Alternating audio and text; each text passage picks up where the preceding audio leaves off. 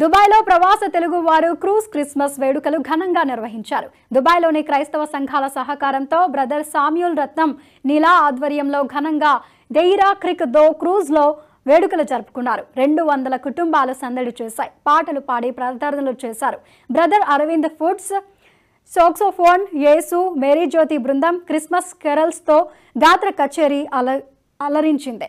Pastor John Prasad, pastor Jaikumar Rabbi, Immanuel Neela, జాలియన్ హుర్గోయి, pastor Sampadarao, pastor Ratnaraju, pastor Solomon Raju, Joel media team, brother Satish Eleti తదితరులు పాల్గొన్నారు. ఈ వేడుకలకు సంబంధించి మరింత సమాచారం TV5 Gulf chief coordinator Srikanth Chittaruvu అందిస్తారు.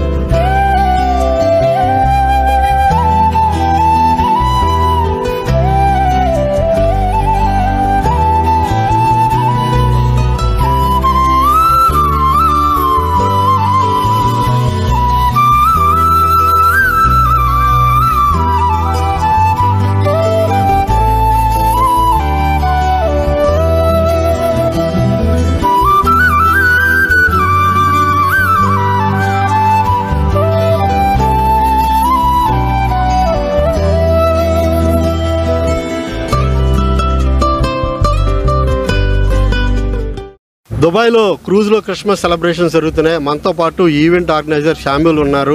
వారిని అడిగి మరిన్ని వివరాలు తెలుసుకుందాం. షామ్యూల్ గారు, ముందుగా మీకు క్రిస్మస్ శుభాకాంక్షలు. ఒకసారి ఈవెంట్ గురించి చెప్పండి. థ్యాంక్ యూ వెరీ మచ్ అండి. Wish the same merry Christmas to all. ఈ దుబాయ్లో మేము తెలుగు వారం అందరం ప్రవాస ఆంధ్రులము. ఇక్కడ గత కొంతకాలం నుంచి దాదాపుగా 30-40 సంవత్సరాల నుంచి మేము ఇక్కడ ఉన్నాము. మేము అందరం కలిసి క్రైస్తవ సమాజంగా కూడుకుని అనేక మందికి క్రిస్మస్కి సంబరాలకు ఈ క్రూజ్ క్రిస్మస్ ద్వారా తెలియపరుస్తున్నాం. ఎందుకంటే మనము తెలుగు వారు దేశం విడిచిపెట్టినాను, మన ఆంధ్ర వచ్చినాను కూడా ఇక్కడ చాలా చక్కగా ఇక్కడ సెలబ్రేట్ చేసుకోవడము, ప్రభుత్వం నుంచి కూడా ఎటువంటి ఆటంకం లేకుండా మేము మా స్వదేశంలో ఉన్న ఫీలింగే ఉంటుంది. దానికంటే ఎక్కువగా మేము సంబరాలు జరుపుకుంటున్నాం. ఎందుకంటే ఈ క్రీస్తు జన్మదినము ఎంతో సంతోషంగా అనేక మందికి దాదాపుగా మేము ఈరోజు 250 కుటుంబాలు మేము చేసుకుంటున్నాం. ఇది గత 12 సంవత్సరాల నుంచి మేము రెగ్యులర్గా చేస్తూనే ఉంటున్నాం. ఈరోజు ఏమేమి కార్యక్రమాలు చేస్తారు ఈ క్రూజ్లో? ఈ క్రూజ్లో ఈ దినమున మేము క్రిస్మస్ క్యారల్స్ పాడుతూ, అలాగే Christmas cake cutting, Christmas Santa Claus, అలాగే అనేక మందికి మేము గిఫ్ట్స్ ఇవ్వటము, తర్వాత క్రిస్మస్ శుభాకాంక్షలు ఒకరినొకరు తెలుపుకోవడము, ఒక చిన్న క్రీస్తు సందేశము అంటే క్రీస్తుని కలిగి ఉండి క్రిస్మస్ జరుపుకోవడంలో ఉన్న ఆనందం ఏమిటో ప్రజలందరికీ తెలియవాలని ఈ యొక్క క్రిస్మస్ క్రూజ్ మేము తయారు చేశాం. ఈ క్రూజ్ జర్నీ ఎంతసేపు ఉంటుందండి? దాదాపుగా 2 నుంచి 3 గంటల వరకు ఉంటుందండి బ్రదర్. మీరు కొత్త ట్రెండ్ తీసుకొచ్చారన్నమాట ఇక్కడ. ఇది ఫస్ట్ టైం నుంచి మేమే స్టార్ట్ చేయడం జరిగింది. అది క్రూజ్ క్రిస్మస్ ఒక ట్రెండ్ లాగానే తయారయ్యి అనేక మందికి సంబరాలు జరుపుకుంటూ ఒక నూతన విధంగా అది నెక్స్ట్ ద లెవెల్ మేము ఈ సంబరాలు జరుపుకుంటున్నా ఉన్నాం.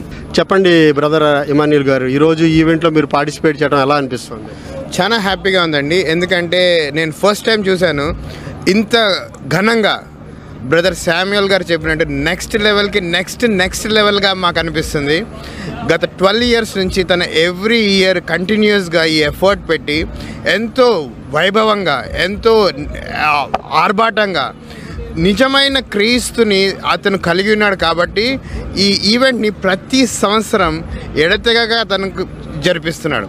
దీనికి కావాల్సినవన్నీ తన స్వంత ఖర్చులతో ఇది జరిపించి నామినల్ ఫీజు మాత్రం అందరికీ అప్లికబుల్ చేసి దీన్ని ఎంతోమందిని విత్ డిన్నర్ అండ్ ఎవ్రీథింగ్.